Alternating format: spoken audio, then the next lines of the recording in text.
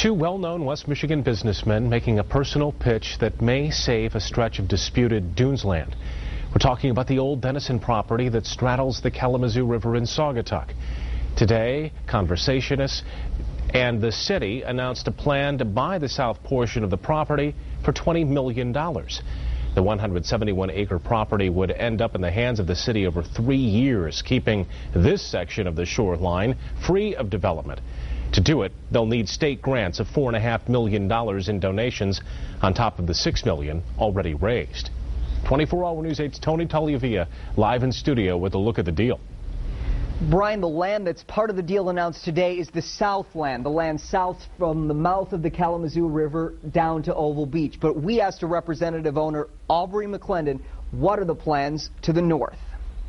Well, Mr. McClendon is going to continue to own that property.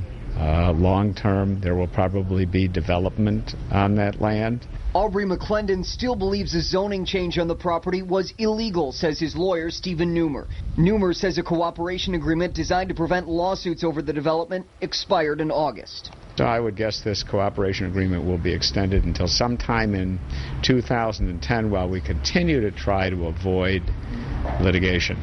But McClendon did file a tax complaint with the state, according to the Saugatuck Township website. McClendon contends the north property should be worth less and the south property, the one he's selling, more. McClendon's company is also proposing a change to a township law that controls how planned developments on the lakeshore are set up. In negotiations for the south property, the one to be made public, conservation groups convinced McClendon to shave $5 million off of the original $25 million asking price. I think it became pretty clear that there was not going to be sufficient funding to pay the purchase price that was agreed to in December. And so, like all negotiations, there's give and take. Jack Marquis negotiated on behalf of the Nature Conservancy. Well, I think the trip that David Fry and Dick Hayworth made to Oklahoma City, I mean, that cracked the issue over the price. And once that was settled, it was a matter of dealing with about 5,000 details. But that was a major item. That was a breakthrough. Now, after raising more than $6 million from the Fry Foundation, the Meyer Foundation, Jim Brooks, and others, the task is to raise another $4.5 million. It is a significant amount of money, particularly with this economy in Michigan. We have done other projects that have been multi-million-dollar projects and successfully completed them. So we have a history of working on projects of this size.